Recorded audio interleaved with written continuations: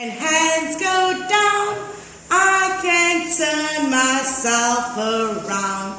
I can stand up on one shoe. I can listen, so can you. I can sit, I'll show you how. Story time is starting now, now, now. Tick tock, it's story time. Tick tock, it's story time. Just to listen, fold your arms and listen to the story. right. Who ever heard of a tiger in a pink hat? The author is Nicholas Scott McCourt. What is an author? You tell her.